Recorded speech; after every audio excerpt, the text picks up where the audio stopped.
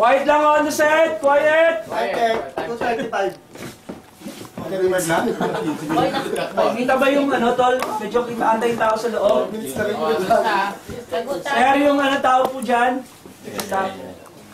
Nakaputi. Okay. Magitin ka. Yung nakaputi, magitin ka. And... quiet on the set! Camera rolling! And it's rolling. Paalang, paa! 5, 4, 3, 2, 1, and action!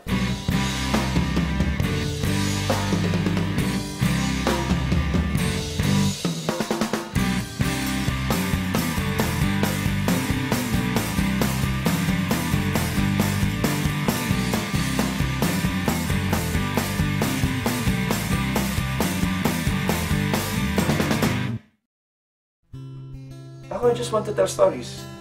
As a bottom line, I just want to tell stories. Kahit sa mga kapatid ko, ako siguro yung pala kwento.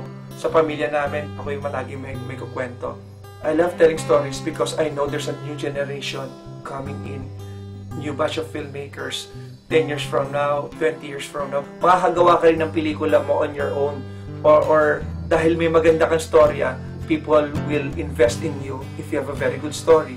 Yun lang naman yun eh. So, for the next generation of storytellers, I'm just paving the way. Hopefully, na makatulong ako sa kanila in clearing the path for them. I remember one of the film showings na in-attendan ko was a Nora Honor film written by Ricky Lee. Yung Bakit May Kahapon Pa. Tapos, during that time, everyone dun sa crowd wanted to shake yung hands ni Nora Honor. Ako, I wanted to shake the hands ni Ricky Lee.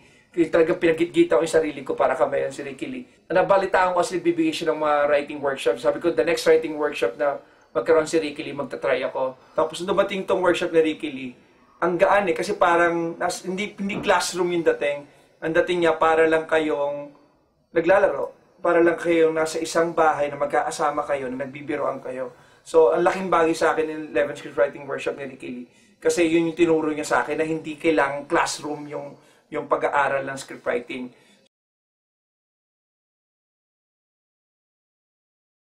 So ako na naman, wala na naman akong mapuntahan na trabaho.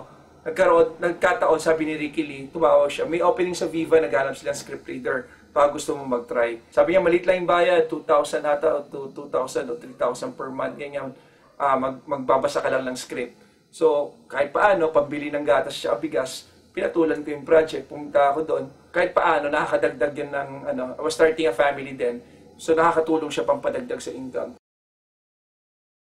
After 6 months, sabi ng Viva sa akin, dahil tagal mo na rito, naging script reader ka sa amin, baka gusto mo maging scriptwriter kasi magde-develop kami ng mga bagong scriptwriters. Parang 2-year contract yun. So, very excited ako. Nakalagay kasi 2 TV shows, 4 movies ang gagawin ko sa Viva. Which eventually hindi naman nasunod. I wanted to do some movies na hindi siya drama, medyo socio-political yung content. Tapos nagpipitch ako na nagpipitch sa Viva. Parang hindi nila gusto, nararamdaman ko, alam kong hindi nila gusto yung mga ganong klaseng pelikula. Tapos sabi lang sa akin ng Viva, alam mo dapat nagsusulat ka action films kasi ang laki mong tao. Pag humarap ka sa mga action stars, pwede kang humarap sa kanila. Pwede kang makipagbulihan dun sa mga action stars. Kasi alam mo na, they know na may ego yung mga action stars. So, they tried me out and gave me to Cesar Montano for a movie entitled Alas 12. Kala ko si Superman ka. I was introduced muna kay Cesar Montano, tapos sinasabi niya ako anong gusto niya. Tapos hanggang sa nung sinabi ko sino yung magdidirect, sabi si Eric Mati. Tapos na-meet ko batang director lang, he's so young. So until nung dinirect ko na yung script na sinulat ko, saka ko nakita na yung cinema niya is different from the cinema na alam ko. Is more into visuals. So na-amaze ako sa mga framing niya, sa mga lighting. It's a new director na ibang-iba sa mga nakasanayan mo na director na Pilipino. With Alas 12, it was made for 1 year. Ang daming problema. Nung first ever film, ang daming problema. Tapos nag-flop yung Alas 12. So parang after that, hindi na nasundan kaagad yung first film ko. Tagal. Tinawagan ako to do a project for Bong Revilla, which is Kilabot at Kembot. Ang dami ko natutunan tungkol sa mainstream. Kung bakit shitty yung mainstream industry. Kung bakit ganun yung takbo niya. Coming from an Eric Mati set na puro bata, tapos pupunta ka sa isang set na puro mga matatagal na sa industriya, mga 40-year-old, 50-year-old guys. Nakikita mo yung difference. This one, very passionate pa. The other group, gagawin namin to para sa sweldo, pera. Boss! Ba't pati ako? You bakero to! Tapos after that, I went on to write Prosty. Kaya lang hindi ako makalabas ng Viva. I wrote the story for Prosty. Then I went back to do a Bong Revilla movie again, Bertud ng Putik. Pinagbutihan ko yung stories doon sa Bertud ng Putik, although ang dami nila mga ino-incorporate, lalo na yung producer ng gasgas na ng mainstream, mga estilo sa mainstream. Ang lakas nagka-clash yung namin sa set, yung spirit mo na you wanted to do something new, sa producer mo na wanted to do something really shitty na matagal nang ginagawa sa pelikulang Pilipino. Noong 2003, nung ginawa ko yung Bertud ng Putik, medyo masama yung experience ko doon Parang na-disillusion ako sa mainstream industry. Parang feeling ko, parang hindi worth it lahat ng binigay ko. Parang lahat ng sacrifices ko. Dumating na siguro ako sa punto na, siguro kasi 3 na yung anak ko during that time. Dumating na ako sa punto na parang, nawalan ako ng amor sa mainstream film industry. Ang dami kong galit. Galit na galit ako dun sa experience ko. Nagsisimula akong magsulat sa industriya. Siguro kahit sino naman na galing sa isang filmmaking o scriptwriting workshop. Isa lang naman sinasabi na lagi, kung nakapasok ako sa industriya, babaguhin ko ang takbo ng pelikulang Pilipino. So para kami hawak na flag na charge ka dun Ang daming pelikulang nilalabas ng Pilipinas noon, parang 100, 200 plus a year na films. Pero parang 80-90% of those are shitty films talaga talagang pito-pito na wala talagang sense, walang laman.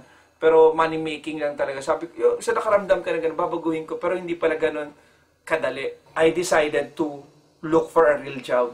Yung 9 to 5 na job. That's after 7 years ata na hindi ako nagda 9 to 5 na job. Nag 9 to 5 job ako sa isang PR and advertising company. Until I saw this contest sa newspaper, yung Cinemalaya Independent Film Festival.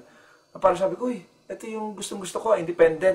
Ang dami kong concepts na nakatago Sabi ko, maybe one of these concepts will, makakapasok talaga. Dahil siguro yung ngit-ngit ko doon sa mainstream industry. Dito ako makakabawi sa indie. Lahat ng galit ko sa mainstream, babawi ko sa indie. Amo, walang galang na ho, sino ho ba kayo? At saka, bakit ho kayo napadpad dito sa baryo namin? Mga taga-pelikula ho kami. Ano kayo sa pelikula? Mga direktor ba kayo? Tama. Mga direktor kami.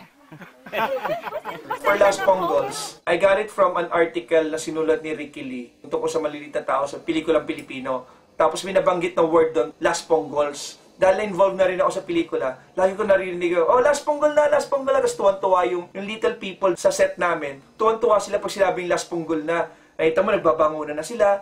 Tapos, nakikita mo rin yung tradisyon sa pelikulang Pilipino. Ito lang sila, medyo may mga take-home sila na binibigay. Para for the little people of the film industry pala yung Last Ponggol. When Cinemalaya called me up and said Last Ponggols was one of the 10 finalists sa Cinemalaya. So ko talaga na, ito na yan parang bumalik ako sa panahon na I was holding that flag, nasasabi, babaguhin ko ang takbo ng pelikulang Pilipino, parang gano'n na naman yung nangyari sa akin.